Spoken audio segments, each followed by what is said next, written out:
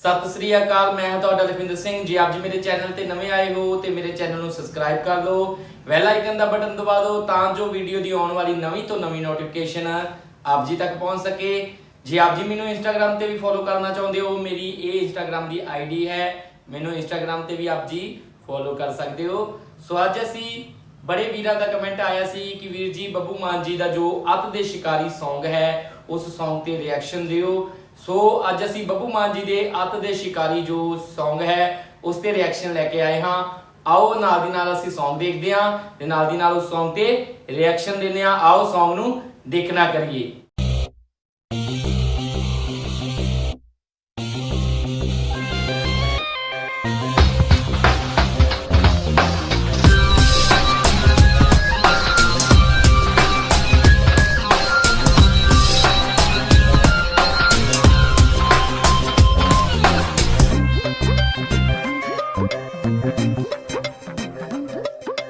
मरनो मूल ना डरदे नी जेड़े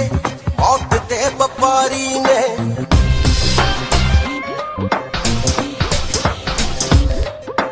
मरनो मूल ना डरदे नी जेड़े मौत दे व्यापारी ने। इक्का तान के खड़दे नी जेड़े अत दे शिकारी ने। मरनो मूल ना डरदे नी जेड़े मौत दे व्यापारी ने। मरनो मूल ना डरदे नी जेड़े ਇਹ ਸੀ ਗਾਣੇ ਦਾ ਪਹਿਲਾ ਜਿਸ ਦੇ ਵਿੱਚ ਗੱਲ ਕੀਤੀ ਹੈ, ਮਰਨੋਂ ਮੂਲ ਨਾ ਡਰਦੇ ਨਹੀਂ ਜਿਹੜੇ ਮੌਤ ਦੇ ਵਪਾਰੀ ਨੇ, ਹਿੱਕਾ ਤਾਣ ਕੇ ਖੜਦੇ ਨਹੀਂ ਜਿਹੜੇ ਅੱਤ ਦੇ ਸ਼ਿਕਾਰੀ ਨੇ।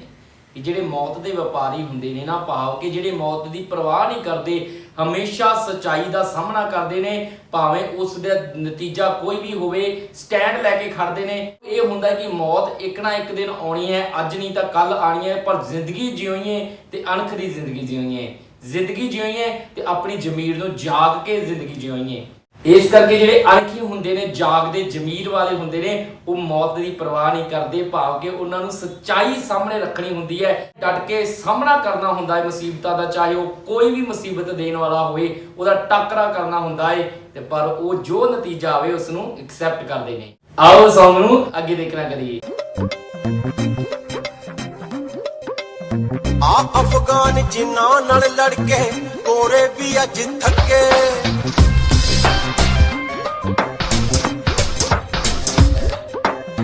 हरी सिंह नलुए ने कीता राज ते तोड़े नके।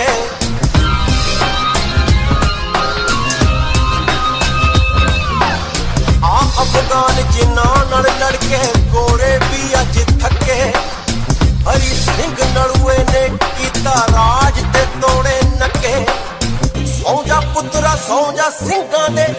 हथ बड़े भारी ने। मरनो मूल ना मरनो मूल ना मरनो मूल ना डरदे नी जेड़े मौत दे व्यापारी ने। मरनो मूल ना डरदे नी जेड़े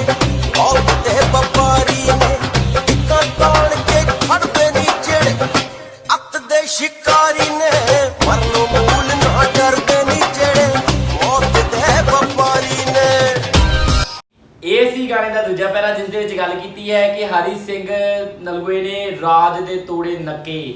ਜਦੋਂ ਅਸੀਂ ਹਰੀ ਸਿੰਘ ਨਲੂਆ ਜੀ ਦਾ ਇਤਿਹਾਸ ਪੜ੍ਹਦੇ ਤੇ ਹਰੀ ਸਿੰਘ ਨਲੂਆ ਜੀ ਨੇ ਜੋ ਕਾਬਲ ਕੰਧਾਰ ਤੋਂ ਲੈ ਕੇ ਅਫਗਾਨ ਦਰਾ ਖੈਬਰ ਦੀ ਧਰਤੀ, ਜਿਹੜੀ ਕਹਿ ਲਈਏ ਕਿ ਪਠਾਨਾਂ ਦਾ ਇਲਾਕਾ ਸੀ, ਕਿ ਯਾਦ ਰੱਖਿਓ ਦਰਾ ਖੈਬਰ ਉਹ ਜਗ੍ਹਾ ਸੀ ਜਿੱਥੋਂ ਭਾਰਤ ਤੇ ਹਰ ਵਾਰੀ ਹਮਲੇ ਹੁੰਦੇ ਸੀ, ਪਰ ਜਦੋਂ ਖਾਲਸੇ ਨੇ ਉੱਥੇ ਜਾ ਕੇ ਆਪਣਾ ਝੰਡਾ ਕਾਇਮ ਕੀਤਾ ਤੇ ਉਸ ਤੋਂ ਬਾਅਦ ਭਾਰਤ ਵੱਲ ਕੋਈ ਵੀ ਦਰਾ ਖੈਬਰ ਵੱਲੋਂ ਹਮਲਾ ਨਹੀਂ ਹੋਇਆ ਸੀ। ਜਿੰਨੇ ਵੀ ਹਮਲੇ ਹੋਏ ਸੀ ਦਰਾ ਖੈਬਰ ਵੱਲੋਂ ਹੋਏ ਸੀ, ਪਰ ਜਦੋਂ ਹਰੀ ਸਿੰਘ ਨਲੂਆ ਜੀ ਨੇ ਉੱਥੇ ਜਾ ਕੇ ਰਾਜ ਕਾਇਮ ਕੀਤਾ, ਜਦੋਂ ਪਠਾਨਾਂ ਦੇ ਇਲਾਕੇ ਦੇ ਵਿੱਚ ਜਾ ਕੇ ਰਾਜ ਕਾਇਮ ਕੀਤਾ, ਉਸ ਤੋਂ ਬਾਅਦ ਦਰਾ ਖੈਬਰ ਵੱਲੋਂ ਕੋਈ ਹਮਲਾ ਨਹੀਂ ਹੋਇਆ ਸੀ। ਇਹ ਖਾਲਸੇ ਦੀ ਦੇਣ ਹੈ। ਤੇ ਜਮਰੌਦ ਦਾ ਕਿਲਾ ਜਿੱਥੇ ਹਰੀ ਸਿੰਘ ਨਲੂਆ ਜੀ ਸ਼ਹੀਦ ਵੀ ਹੋਏ ਸਨ, ਉਹ ਜਮਰੌਦ ਦਾ ਕਿਲਾ ਜਿਹਨੂੰ ਅੰਗਰੇਜ਼ ਵੀ ਜਿੱਤ ਨਹੀਂ ਪਾਏ ਸੀ ਤੇ ਹਰੀ ਸਿੰਘ ਨਲੂਆ ਜੀ ਨੇ ਉਹ ਸਰ ਕੀਤਾ ਸੀ, ਉਹ ਜਿੱਤ ਕੇ ਦਿਖਾਇਆ ਸੀ।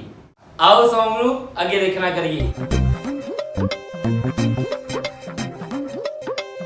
तभी ते बैठे देखी उबड़े ਆਰਿਆਂ ਦੇ ਨਾਲ ਚੀਰੇ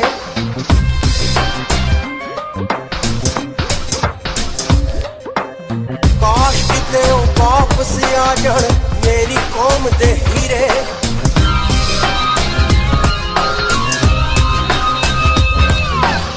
ਤਵੀ ਤੇ ਬੈਠੇ ਦੇਖੀ ਉਗਲੇ ਆਰਿਆਂ ਦੇ ਨਾਲ ਚੀਰੇ ਕਾਸ਼ ਕਿਤੇ ਉਹ ਵਾਪਸ ਆ ਜਾਣ ਮੇਰੀ ਕੌਮ ਦੇ ਹੀਰੇ ਬੰਦਾ ਬਹਾਦਰ ਅਮਰ ਕੀਤਾ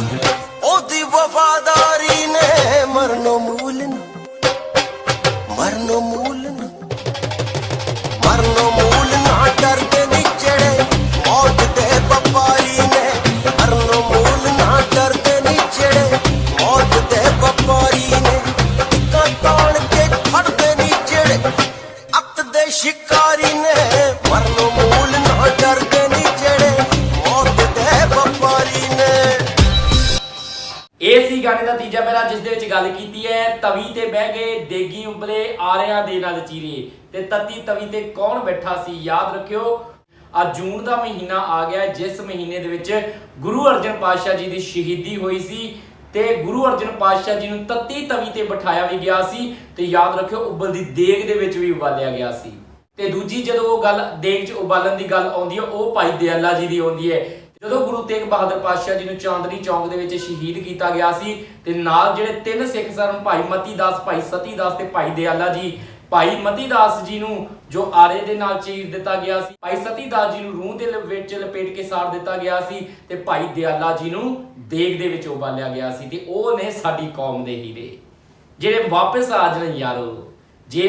ਦੇਖੋ ਭਾਵੇਂ ਅੱਜ ਉਹ ਸਰੀਰ ਕਰਕੇ ਨਹੀਂ ਨੇ ਸਾਡੇ ਕੋਲੋਂ ਪਰ ਯਾਦ ਰੱਖਿਓ ਉਹਨਾਂ ਦੀ ਸੋਚ ਅੱਜ ਵੀ ਗੁਰੂ ਗ੍ਰੰਥ ਸਾਹਿਬ ਜੀ ਦੇ ਵਿੱਚ ਦਰਜ ਹੈ ਤੇ ਉਹ ਸੋਚ ਨੂੰ ਅਸੀਂ ਪੜ੍ਹ ਕੇ ਗਿਆਨ ਲੈ ਕੇ ਅਸੀਂ ਆਪਣੇ ਗੁਰੂ ਵਰਗੇ ਬਣਨ ਦੀ ਕੋਸ਼ਿਸ਼ ਕਰੀਏ ਉਹ ਕੁਆਲਿਟੀਆਂ ਲੈ ਕੇ ਆਈਏ ਉਹ ਗੁਣ ਲੈ ਕੇ ਆਈਏ ਉਹ ਗੁਰਬਾਣੀ ਨੂੰ ਪੜ੍ਹ ਕੇ ਉੱਚਾ ਸੁੱਚਾ ਕਿਰਦਾਰ ਬਣਾਈਏ ਆਓ ਸੌਂਗ ਨੂੰ ਅੱਗੇ ਦੇਖਣਾ ਕਰੀਏ ਦੁਨੀਆ ਜਿੱਤਣ ਆਇਆ ਸਿਕੰਦਰ ਲੈ ਕੇ ਭਾਰੀ ਫੋਰਸ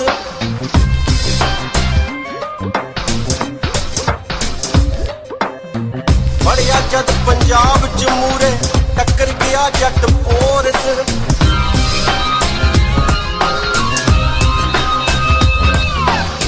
ਦੁਨੀਆ ਜਿੱਤਣ ਆਇਆ ਸਿਕੰਦਰ ਲੈ ਕੇ ਭਾਰੀ ਫੋਰਸ ਫੜਿਆ ਜਦ ਪੰਜਾਬ ਚ ਮੂਰੇ ਟੱਕਰ ਗਿਆ ਜੱਟ ਪੋਰਸ ਹਾਰ ਕੇ ਵੀ ਜਿੱਤ ਲਿਆ ਸਿਕੰਦਰ ਆਖਰ ਬਲਿਹਾਰੀ ਨੇ ਮਰਨੋਂ ਮੂਲ ਨਾ ਮਰਨੋਂ ਮੂਲ ਨਾ ਮਰਨੋਂ ਮੂਲ ਨਾ ਡਰਦੇ ਨਹੀਂ ਜਿਹੜੇ ਮੌਤ ਦੇ ਵਪਾਰੀ ਨੇ ਮਰਨੋਂ ਮੂਲ ਨਾ ਡਰਦੇ ਨਹੀਂ ਜਿਹੜੇ ਮੌਤ ਦੇ ਵਪਾਰੀ ਨੇ ਟਿੱਕਾਂ ਤਾਣ ਕੇ ਖੜਦੇ ਨਹੀਂ ਜਿਹੜੇ ਅੱਤ ਦੇ ਸ਼ਿਕਾਰੀ ਨੇ ਮਰਨੋਂ ਮੂਲ ਨਾ ਡਰਦੇ ਨਹੀਂ ਜਿਹੜੇ ਮੌਤ ਦੇ ਵਪਾਰੀ ਨੇ ਕਹਿੰਦੇ ਦੁਨੀਆ ਜਿੱਤਣ ਆਇਆ ਸਿਕੰਦਰ ਉਹ ਸਿਕੰਦਰ ਜਿਹੜਾ ਦੁਨੀਆ ਜਿੱਤਣ ਵਾਸਤੇ ਆਇਆ ਸੀ ਕਹਿੰਦੇ ਸਿਕੰਦਰ ਜਿਹੜਾ ਸੀ ਪੂਰੀ ਦੁਨੀਆ ਨੂੰ ਜਿੱਤਣਾ ਚਾਹੁੰਦਾ ਸੀ ਤੇ ਇਸ ਦੁਨੀਆ ਨੂੰ ਜਿੱਤਣ ਦੇ ਕਾਰਨ ਕਰਕੇ ਉਸਨੇ ਆਪਣੇ ਸੁਤੇਲੇ ਭਾਈਆਂ ਨੂੰ ਵੀ ਮਾਰ ਦਿੱਤਾ ਸੀ ਤੇ ਕਹਿੰਦੇ ਜਿੱਤਦਾ ਜਦੋਂ ਉਹ ਭਾਰਤ ਦੇ ਵਿੱਚ ਪਹੁੰਚਿਆ ਤੇ ਟੈਕਸੀਆ ਇਲਾਕੇ ਦੇ ਵਿੱਚ ਪਹਿਲੇ ਨੰਬਰ ਤੇ ਜੋ ਪਹੁੰਚਿਆ ਸੀ ਉੱਥੇ ਜਦੋਂ ਪਹੁੰਚਿਆ ਉੱਥੋਂ ਦੇ ਰਾਜੇ ਨੇ ਸਿਕੰਦਰ ਨੂੰ ਆਪਣਾ ਆਪ ਸਮਰਪਣ ਕਰ ਦਿੱਤਾ ਸੀ ਸੋਨਾ ਦੇ ਦਿੱਤਾ ਸੀ ਕਿਉਂਕਿ ਉਸ ਵਕਤ ਸੋਨਾ ਬਹੁਤ ਹੁੰਦਾ ਸੀ ਤੇ ਜਦੋਂ ਸਿਕੰਦਰ ਨੇ ਉਹ ਸੋਨਾ ਦੇਖਿਆ ਲਾਲਚੀ ਹੋਇਆ ਮਨ ਕਿ ਜੇ ਇੱਕ ਰਾਜ ਦੇ ਵਿੱਚ ਇੰਨਾ ਸੋਨਾ ਹੈ ਤੇ ਪੂਰੇ ਭਾਰਤ ਦੇ ਵਿੱਚ ਕਿੰਨਾ ਸੋਨਾ ਹੋਵੇਗਾ ਤੇ ਕਹਿੰਦੇ ਉਸ ਸਿਕੰਦਰ ਨੇ ਹੌਲੀ ਕਰਦੇ ਛੋਟੇ ਰਾਜਾਂ ਨੂੰ ਜਿੱਤਿਆ ਤੇ ਰਾਜਾਂ ਨੂੰ ਜਿੱਤ ਕੇ ਕਹਿੰਦੇ ਵਾਪਸ ਜਦੋਂ ਆਪਣੇ ਵਤਨ ਨੂੰ ਪਰਤਣ ਲੱਗਾ ਤੇ ਰਸਤੇ ਦੇ ਵਿੱਚ ਫੋਰਸ ਦਾ ਇਲਾਕਾ ਜਿੱਥੋਂ ਦਾ ਰਾਜਾ ਸਭ ਤੋਂ ਮਹਾਨ ਮੰਨਿਆ ਜਾਂਦਾ ਸੀ ਉਹ ਰਾਜਾ ਤੇ ਕਹਿੰਦੇ ਉਹ ਰਾਜੇ ਨੇ ਗੱਲ ਕੀਤੀ ਕਿ ਯਾਰ ਮੈਂ ਵੀ ਤਾਂ ਦੇਖਾਂ ਸਿਕੰਦਰ ਹੈ ਕਿਹੜਾ ਇੱਕ ਗੱਲ ਯਾਦ ਰੱਖਿਓ ਜ਼ਿੰਦਗੀ ਦੇ ਵਿੱਚ ਕੋਈ ਵੀ ਮੁਸੀਬਤ ਇਹੋ ਜਿਹੀ ਨਹੀਂ ਹੋ ਸਕਦੀ ਜਿਹਦਾ ਤੁਸੀਂ ਸਾਹਮਣਾ ਨਾ ਕਰ ਸਕੋ ਕਦੀ ਵੀ ਕੋਈ ਮੁਸੀਬਤ ਆ ਜਾਵੇ ਆਪਣੇ ਆਪ ਤੇ ਹਾਰ ਨਾ ਮੰਨਿਓ ਉਸ ਮੁਸੀਬਤ ਦੇ ਅੱਗੇ ਡਟ ਕੇ ਖੜ ਕੇ ਦੇਖਿਓ ਤੁਹਾਡੀ ਮੁਸੀਬਤਾਂ ਤੁਹਾਨੂੰ ਛੋਟੀਆਂ ਨਜ਼ਰ ਆਉਣਗੀਆਂ ਤੇ ਇਸ ਕਰਕੇ ਜਦੋਂ ਉਸ ਰਾਜੇ ਫੋਰਸ ਨੇ ਦੇਖਿਆ ਕਿ ਯਾਰ ਮੈਂ ਵੀ ਤਾਂ ਦੇਖਾਂ ਹੈ ਕਿਹੋ ਜਿਹਾ ਸਿਕੰਦਰ ਜਿਹੜਾ ਕਿੱਡਾ ਕੁ ਬਲੀ ਹੈ ਜਿਹਦੇ ਕੋਲ ਕੋਈ ਜਿੱਤ ਨਹੀਂ ਸਕਿਆ ਤੇ ਮੈਂ ਉਹਦੇ ਕੋਲ ਜਿੱਤ ਕੇ ਦਿਖਾਵਾਂਗਾ। ਕਹਿੰਦੇ ਜਦੋਂ ਉਹ ਫੋਰਸ ਦੇ ਇਲਾਕੇ ਦੇ ਵਿੱਚ ਪਹੁੰਚਿਆ ਸਿਕੰਦਰ ਤੇ ਉਸ ਵਕਤ 8 ਦਿਨ ਪੂਰੀ ਜੰਗ ਹੋਈ ਉੱਥੇ। ਤੇ ਜੰਗ ਕਰਦੇ ਕਰਦੇ ਕਹਿੰਦੇ ਜਦੋਂ ਸਿਕੰਦਰ ਨੂੰ ਲੱਗਣ ਲੱਗਾ ਕਿ ਮੇਰੀ ਹਾਰ ਹੋ ਰਹੀ ਹੈ, ਉਸ ਵਕਤ ਫੋਰਸ ਦੇ ਰਾਜੇ ਨੇ ਸਿਕੰਦਰ ਦੇ ਨਾਲ ਕੁਝ ਗੱਲਾਂ ਰੱਖੀਆਂ ਸੀ ਕਿ ਜੇ ਤੂੰ ਇਸ ਤਰ੍ਹਾਂ ਕਰੇ ਕਿ ਪੂਰੇ ਰਾਜ ਨੂੰ ਜਿੰਨਿਆਂ ਨੂੰ ਤੂੰ ਜਿੱਤਿਆ ਏ, ਸੋਨਾ ਜਿੱਤਿਆ, ਉਹਦਾ ਅੱਧਾ ਹਿੱਸਾ ਮੈਨੂੰ ਦੇ ਦੇਵੇ ਤੇ ਮੈਂ ਤੇਰੇ ਨਾਲ ਹੁਣ ਜੰਗ ਖਤਮ ਕਰ ਦਵਾਂਗਾ। ਕਹਿੰਦੇ ਉਹ ਸਿਕੰਦਰ ਉਸ ਵਕਤ ਆਪਣੀ ਯਕੀਨ ਮੰਨ ਕੇ ਤੇ ਇਹ ਫੈਸਲਿਆਂ ਨੂੰ ਮਨਜ਼ੂਰ ਕਰ ਲਿਆ ਸੀ ਤੇ ਉਹ ਜਿੱਤਦਾ ਵੀ ਸਿਕੰਦਰ ਹਾਰ ਗਿਆ ਸੀ ਉਸ ਵਕਤ। ਤੇ ਦੇਖੋ ਜਿੱਤਣ ਆਇਆ ਸੀ ਸਿਕੰਦਰ, ਪਰ ਜੇ ਕਿਸੇ ਮੈਂ ਉਹੀ ਗੱਲ ਕਰਦਾ ਜਦੋਂ ਕੋਈ ਮੁਸੀਬਤ ਆਵੇ ਸਾਹਮਣਾ ਕਰਿਆ ਕਰੋ, ਕੀ ਪਤਾ ਉਹ ਮੁਸੀਬਤ ਵਾਲਾ ਤੁਹਾਡੇ ਤੋਂ ਛੋਟਾ ਹੋਵੇ। ਤੇ ਇਸ ਕਰਕੇ ਸਿਕੰਦਰ ਨੇ ਕੁਝ ਗੱਲਾਂ ਵੀ ਕਹੀਆਂ ਹੋਈਆਂ ਸੀ ਕਿ ਜਦੋਂ ਮੈਂ ਇਸ ਸੰਸਾਰ ਦੇ ਉੱਤੋਂ ਮਰਾਂ ਤੇ ਮੇਰੇ ਹੱਥ ਦੋਵੇਂ ਬਾਹਰ ਰੱਖੇ ਉਹ ਖਾਲੀ, ਮੈਂ ਦੁਨੀਆ ਨੂੰ ਦਿਖਾਉਣਾ ਚਾਹੁੰਦਾ ਜਿਹੜਾ ਦੁਨੀਆ ਨੂੰ ਪੂਰੀ ਨੂੰ ਜਿੱਤਣ ਵਾਲਾ ਅੱਜ ਖਾਲੀ ਹੱਥ ਵਾਪਸ ਜਾ ਰਿਹਾ ਹੈ। ਤੇ ਕਿਸੇ ਨੇ ਬੜੀ ਵਧੀਆ ਗੱਲ ਲਿਖੀ ਹੈ ਕਿ ਰੋਵੇ ਮਾਂ ਸਿਕੰਦਰ ਦੀ, ਰੱਬ ਰੋੜ ਗਿਆ ਏ ਵੇੜੇ ਨੂੰ, ਕਬਰਾਂ ਦੇ ਵਿੱਚ ਕਰੇ ਸਿਆਪਾ ਸੱਦ ਕੇ ਸਾਰੇ ਵੇੜੇ ਨੂੰ, ਕਬਰਾਂ ਦੇ ਵਿੱਚੋਂ ਆਵਾਜ਼ ਆਈ ਮਾਂ ਤੂੰ ਛੱਡ ਦੇ ਝਗੜੇ ਚੇੜੇ ਨੂੰ, ਇੱਥੇ ਕਈ ਸਿਕੰਦਰ ਤੁਰ ਗਏ ਤੂੰ ਰੋਂਦੀ ਕਿਹੜੇ ਕਿਹੜੇ ਨੂੰ, ਕਿ ਇੱਥੇ ਸਿਕੰਦਰ ਕਈ ਆਏ ਤੇ ਕਈ ਤੁਰ ਗਏ ਤੂੰ ਕਿਹੜੇ ਕਿਹੜੇ ਨੂੰ ਰੋਂਦੀ ਹੈ। ਤੇ ਇਸ ਕਰਕੇ ਜ਼ਿੰਦਗੀ ਦੇ ਵਿੱਚ ਕੁਝ ਵੀ ਜਿਹੜਾ ਤੁਹਾਡੇ ਨਾਲ ਨਹੀਂ ਜਾਂਦਾ, ਤੁਸੀਂ ਆਪਣੇ ਜੀਵਨ ਦੇ ਵਿੱਚ ਜੇ ਜਿੱਤਣਾ ਚਾਹੁੰਦੇ ਹੋ ਤੇ ਦੁਨੀਆ ਜਿੱਤਣ ਦੇ ਬਰਾਬਰ ਗੁਰਬਾਣੀ ਕਹਿੰਦੀ ਹੈ ਆਪਣੇ ਮਨ ਨੂੰ ਜਿੱਤ। ਮਨ ਜੀਤੈ ਜਗ ਜੀਤ, ਕਹਿੰਦੇ ਆਪਣੇ ਮਨ ਨੂੰ ਜਿੱਤ ਜਿਹੜਾ ਮਨ ਵਿਸ਼ੇ ਵਿਕਾਰਾਂ ਤੇ ਹਾਵੀ ਹੋ ਜਾਂਦਾ ਹੈ, ਜਿਹੜਾ ਕ੍ਰੋਧ ਦੇ ਵਿੱਚ, ਲੋਭ ਦੇ ਵਿੱਚ, ਈਗੋ ਹੰਕਾਰ ਦੇ ਵਿੱਚ ਫਸਿਆ ਹੈ ਨਾ, ਇਹਨੂੰ ਸੰਜਮ ਦੇ ਵਿੱਚ ਕਰਕੇ ਇਹਨੂੰ ਜਿੱਤ ਲੈ। ਤੇ ਜੇ ਮਨ ਤੇ ਕਾਬੂ ਪਾ ਲਿਆ ਤੇ ਸਮਝ ਲੈ ਮਨ ਜੀਤੈ ਜਗ ਜੀਤ। ਸਭ ਤੋਂ ਵੱਡੀ ਜਿੱਤ ਤੇਰੇ ਮਨ ਤੇ ਉੱਤੇ ਜਿੱਤ ਪ੍ਰਾਪਤ ਕਰਨੀ ਹੀ ਸਭ ਤੋਂ ਵੱਡੀ ਜਿੱਤ ਹੈ। ਇਸ ਕਰਕੇ ਜ਼ਿੰਦਗੀ ਦੇ ਵਿੱਚ ਖਾਲੀ ਹੱਥ ਆਏ ਸੀ, ਖਾਲੀ ਹੱਥ ਜਾਣਾ ਹੈ। ਭਾਵੇਂ ਵੱਡੇ ਵੱਡੇ ਸਿਕੰਦਰ ਆਏ ਉਹ ਵੀ ਤੁਰ ਗਏ। ਇਸ ਕਰਕੇ ਜ਼ਿੰਦਗੀ ਦੇ ਵਿੱਚ ਇੱਜ਼ਤ ਕਮਾਓ, ਆਪਣੀਆਂ ਜ਼ਮੀਰਾਂ ਨੂੰ ਜਗਾਓ, ਅਣਖੀ ਬਣੋ, ਕੁਝ ਸੱਚਾਈ ਦੇ ਸਟੈਂਡ ਲੈ ਕੇ ਖੜੋ। ਆਓ ਸੌਂਗ ਨੂੰ ਅੱਗੇ ਦੇਖਣਾ ਕਰੀਏ।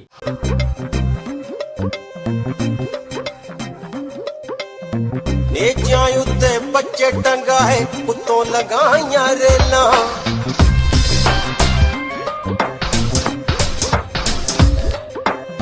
ਸੁਰੰਗਾਂ ਪੱਟ ਕੇ ਲੰਘ ਗਏ ਅਗਲੇ ਤੁਹਾਨੂੰ ਡੱਕਦੀਆਂ ਜੇਲਾਂ।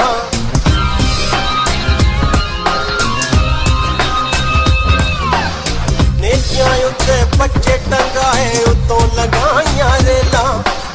ਸੁਰੰਗਾਂ ਪੱਟ ਕੇ ਲੰਘ ਗਏ ਅਗਲੇ ਤੁਹਾਨੂੰ ਡੱਕਦੀਆਂ ਜੇਲਾਂ। ਜਿੰਨੇ ਸੂਰਮੇ ਉਦੋਂ ਵੱਧ ਕੇ ਮੁਖਬਰ ਸਰਕਾਰੀ ਨੇ, ਮਰਨੋਂ ਮੂਲ ਨਾ, ਮਰਨੋਂ ਮੂਲ ਨਾ, ਮਰਨੋਂ ਮੂਲ ਨਾ ਡਰਦੇ ਨੀ ਜਿਹੜੇ ਮੌਤ ਦੇ ਵਪਾਰੀ ਨੇ, ਮਰਨੋਂ ਮੂਲ ਨਾ ਡਰਦੇ ਨੀ ਜਿਹੜੇ ਮੌਤ ਦੇ ਵਪਾਰੀ ਨੇ, ਟਿੱਕਾਂ ਤਾਣ ਕੇ ਖੜਦੇ ਨੀ ਜਿਹੜੇ ਅੱਤ ਦੇ ਸ਼ਿਕਾਰੀ ਨੇ, ਮਰਨੋਂ ਮੂਲ ਨਾ ਡਰਦੇ ਨੀ ਜਿਹੜੇ ਮੌਤ ਦੇ ਵਪਾਰੀ ਨੇ। ਇਹ ਸੀ ਗਾਣੇ ਦਾ ਲਾਸਟ ਪੈਰਾ ਜਿਸ ਦੇ ਵਿੱਚ ਗੱਲ ਕੀਤੀ ਹੈ ਕਿ ਸੂਲੀਆਂ ਦੇ ਉੱਤੇ ਬੱਚੇ ਟੰਗਾਏ ਉੱਤੋਂ ਲੰਘਾਈਆਂ ਰੇਲਾਂ। ਤੇ ਜਦੋਂ ਸੂਲੀ ਉੱਤੇ ਬੱਚੇ ਟਿਕਾਉਣ ਦੀ ਗੱਲ ਆਉਂਦੀ ਹੈ ਤੇ ਉਹ ਯਾਦ ਰੱਖਿਓ 1748 ਤੋਂ ਲੈ ਕੇ 1770 ਤੱਕ ਜੋ ਮੀਰ ਮਨੂ ਨੇ 11 ਹਮਲੇ ਕੀਤੇ ਸੀ ਤੇ ਉਹਨਾਂ 11 ਹਮਲਿਆਂ ਦੇ ਵਿੱਚੋਂ ਮੀਰ ਮਨੂ ਨੇ ਜੋ ਭੈਣਾਂ ਬੀਬੀਆਂ ਤੇ ਉਹਨਾਂ ਬੱਚਿਆਂ ਨੂੰ ਜੋ ਲਾਹੌਰ ਦੀ ਜੇਲ੍ਹ ਦੇ ਵਿੱਚ ਕੈਦ ਕਰ ਲਿੱਤਾ ਸੀ ਤੇ ਉਸ ਵਕਤ ਉਸ ਮੀਰ ਮਨੂ ਨੇ ਉਸ ਬੱਚਿਆਂ ਦੇ ਟੋਟੇ ਕਰ ਕਰਕੇ ਮਾਵਾਂ ਦੇ ਗਲਿਆਂ ਦੇ ਵਿੱਚ ਹਾਰ ਪਾਏ ਸੀ ਤੇ ਉਹਨਾਂ ਬੱਚਿਆਂ ਦੇ ਟੋਟੇ ਕਰ ਕਰਕੇ ਬਰਛਿਆਂ ਦੇ ਉੱਪਰ ਟੰਗੇ ਸੀ। ਤੇ ਜੇ ਮੀਰ ਮਨੂ ਦਾ ਆਪ ਜੀ ਚੰਗੀ ਤਰ੍ਹਾਂ ਇਤਿਹਾਸ ਸੁਣਨਾ ਚਾਹੁੰਦੇ ਹੋ ਤੇ ਮੈਂ ਫਤਿਹ ਸੌਂਗ ਰਣਜੀਤ ਬਾਵਾ ਜੀ ਦਾ ਸੌਂਗ ਹੈ, ਡਿਸਕ੍ਰਿਪਸ਼ਨ ਦੇ ਵਿੱਚ ਮੈਂ ਲਿੰਕ ਦੇ ਦੇਵਾਂਗਾ। ਉਸ ਸੌਂਗ ਦੇ ਵਿੱਚ ਜਾ ਕੇ ਆਪ ਜੀ ਮੀਰ ਮਨੂ ਦਾ ਆਪ ਜੀ ਪੂਰਾ ਇਤਿਹਾਸ ਸੁਣ ਸਕਦੇ ਹੋ। ਤੇ ਜੋ ਟ੍ਰੇਨ ਦਾ ਉੱਤੋਂ ਦੀ ਚੜ੍ਹਨ ਦਾ ਇਤਿਹਾਸ ਹੈ, ਜੋ ਸਟੇਸ਼ਨ ਦਾ ਨਾਮ ਸੀ ਜਿੱਥੋਂ ਇਹ ਸਾਕਾ ਵਰਤਿਆ ਸੀ, ਉਹ ਸਟੇਸ਼ਨ ਦਾ ਨਾਮ ਹੈ ਹਸਨ ਅਬਦਾਲ। ਪਾਕਿਸਤਾਨ ਦੇ ਵਿੱਚ ਜੋ ਇਹ ਸਟੇਸ਼ਨ ਹੈ, ਜੋ ਸਾਕਾ ਨਨਕਾਣੇ ਦਾ ਇਤਿਹਾਸ ਹੈ, ਉਹੀ ਇਤਿਹਾਸ ਮੈਂ ਰਣਜੀਤ ਬਾਵਾ ਜੀ ਦੇ ਫਤਿਹ ਸੌਂਗ ਦੇ ਵਿੱਚ ਹੀ ਮੈਂ ਦੱਸਿਆ ਹੋਇਆ ਹੈ। ਕਿਉਂਕਿ ਜੇ ਮੈਂ ਇਸ ਦੇ ਵਿੱਚ ਵੀ ਦੱਸਣਾ ਕਰਾਂਗਾ ਤੇ ਵੀਡੀਓ ਬਹੁਤ ਵੱਡੀ ਬਣ ਜਾਵੇਗੀ। ਆਪ ਜੀ ਫਤਿਹ ਸੌਂਗ ਦੇ ਵਿੱਚ ਜਾ ਕੇ ਇਹ ਟ੍ਰੇਨ ਵਾਲਾ ਇਤਿਹਾਸ ਵੀ ਜਾ ਕੇ ਦੇਖ ਸਕਦੇ ਹੋ ਕਿ ਸਾਕਾ ਨਨਕਾਣੇ ਦਾ ਇਤਿਹਾਸ ਉਸ ਤੇ ਮੈਂ ਵਿਸਤਾਰ ਦੇ ਵਿੱਚ ਦੱਸਿਆ ਹੋਇਆ ਹੈ ਕਿ ਅੰਗਰੇਜ਼ਾਂ ਦੀ ਉਹ ਕੀ ਗੰਦੀ ਨੀਤੀ ਦੇ ਨਾਲ ਉਹ ਜੋ ਟ੍ਰੇਨ ਦੇ ਥੱਲੇ ਉਹ ਸਿੱਖ ਆਏ ਸਨ। ਤੇ ਦੂਜੀ ਗੱਲ ਕੀਤੀ ਹੈ ਸੁਰੰਗਾਂ ਪੱਟ ਕੇ ਲੰਘ ਗਏ ਅਗਲੇ ਕਾਹਨੂੰ ਡੱਕਦੀਆਂ ਜੇਲਾਂ। ਤੇ ਜੋ ਸੁਰੰਗ ਪੁੱਟਣ ਦਾ ਇਤਿਹਾਸ ਹੈ ਉਹ ਹੈ ਜਗਤਾਰ ਸਿੰਘ ਹਵਾਰਾ ਤੇ ਉਹਨਾਂ ਦੇ 3 ਦੋਸਤਾਂ ਦਾ ਇਤਿਹਾਸ। 2005 ਦੇ ਵਿੱਚ ਜੋ ਚੰਡੀਗੜ੍ਹ ਦੀ ਬਡੇਲ ਜੇਲ੍ਹ ਸੀ, ਉਸ ਜੇਲ੍ਹ ਵਿੱਚੋਂ 94 ਫੁੱਟ ਲੰਬੀ 14 ਫੁੱਟ ਡੂੰਘੀ ਤੇ 2.5 ਫੁੱਟ ਚੌੜੀ ਸੁਰੰਗ ਪੁੱਟ ਕੇ ਤੇ ਉਹ ਜਗਤਾਰ ਸਿੰਘ ਹਵਾਰਾ ਜੀ ਤੇ ਉਹਨਾਂ ਦੇ 3 ਦੋਸਤ ਜੋ ਉਸ ਜੇਲ੍ਹ ਦੇ ਵਿੱਚੋਂ ਫਰਾਰ ਹੋਏ ਸਨ। ਤੇ ਗਿਨੀਜ਼ ਬੁੱਕ ਆਫ ਰਿਕਾਰਡ ਦੇ ਵਿੱਚ ਵੀ ਜੇਲ ਬ੍ਰੇਕ ਮਾਸਟਰਮਾਈਂਡ ਵਜੋਂ ਇਹ ਇਤਿਹਾਸ ਦਰਜ ਹੈ, ਤੁਸੀਂ ਦੇਖ ਸਕਦੇ ਹੋ। ਇਹ ਸੀ ਜੋ ਸੁਰੰਗ ਦਾ ਇਤਿਹਾਸ। ਬਾਕੀ ਜੋ ਮੀਰ ਮਨੂ ਦਾ ਤੇ ਸਾਕੇ ਨਨਕਾਣੇ ਦਾ ਆਪ ਜੀ ਉਹ ਫਤਿਹ ਸੌਂਗ ਦੇ ਵਿੱਚ ਜਾ ਕੇ ਉਹ ਇਤਿਹਾਸ ਨੂੰ ਦੇਖ ਸਕਦੇ ਹੋ। ਸੋ ਬਹੁਤ ਵਧੀਆ ਜੋ ਬੱਬੂ ਮਾਨ ਜੀ ਨੇ ਇਹ ਸੌਂਗ ਗਾਇਆ ਹੋਇਆ ਹੈ ਤੇ ਬਹੁਤ ਸੋਹਣਾ ਇਹਨਾਂ ਨੇ ਲਿਖਿਆ ਹੋਇਆ ਹੈ ਤੇ ਬਹੁਤ ਵਧੀਆ ਲੱਗਾ, ਜਿਨ੍ਹਾਂ ਦੇ ਵਿੱਚ ਬਹੁਤ ਸੋਹਣਾ ਇਤਿਹਾਸ ਦੱਸਿਆ ਹੋਇਆ ਹੈ। ਆਪ ਜੀ ਦੱਸਣਾ ਕਰਨਾ ਆਪ ਜੀ ਨੂੰ ਇਹ ਸੌਂਗ ਕਿਵੇਂ ਦਾ ਲੱਗਾ, ਆਪ ਜੀ ਨੂੰ ਮੇਰਾ ਦਿੱਤਾ ਹੋਇਆ ਰਿਐਕਸ਼ਨ ਕਿਵੇਂ ਦਾ ਲੱਗਾ। ਜੇ ਆਪ ਜੀ ਨੂੰ ਮੇਰੀ ਕੋਈ ਗਲਤੀ ਲੱਗੀ ਹੋਵੇ ਤੇ ਮੇਰੇ ਕਮੈਂਟ ਬਾਕਸ ਦੇ ਵਿੱਚ ਆਪ ਜੀ ਦੱਸ ਸਕਦੇ ਹੋ, ਵੀਰ ਜੀ ਤੁਸੀਂ ਇੱਥੇ ਗਲਤ ਹੋਏ ਸੀ, ਤਾਂ ਜੋ ਮੇਰੇ ਗਿਆਨ ਦੇ ਵਿੱਚ ਵਾਧਾ ਹੋ ਸਕੇ। ਜੇ ਆਪ ਜੀ ਮੇਰੇ ਚੈਨਲ ਤੇ ਨਵੇਂ ਆਏ, ਮੇਰੇ ਚੈਨਲ ਨੂੰ ਸਬਸਕ੍ਰਾਈਬ ਕਰ ਲਓ, ਬੈਲ ਆਈਕਨ ਦਾ ਬਟਨ ਦਬਾ ਦਿਓ ਤਾਂ ਜੋ ਵੀਡੀਓ ਦੀ ਆਉਣ ਵਾਲੀ ਨਵੀਂ ਤੋਂ ਨਵੀਂ ਨੋਟੀਫਿਕੇਸ਼ਨ ਆਪ ਜੀ ਤੱਕ ਪਹੁੰਚ ਸਕੇ। ਸੋ ਅਗਲੀ ਵੀਡੀਓ ਲੈ ਕੇ ਬਹੁਤ ਜਲਦੀ ਮਿਲਦੇ ਹਾਂ, ਉਦੋਂ ਤੱਕ ਲਈ ਸਤਿ ਸ੍ਰੀ ਅਕਾਲ।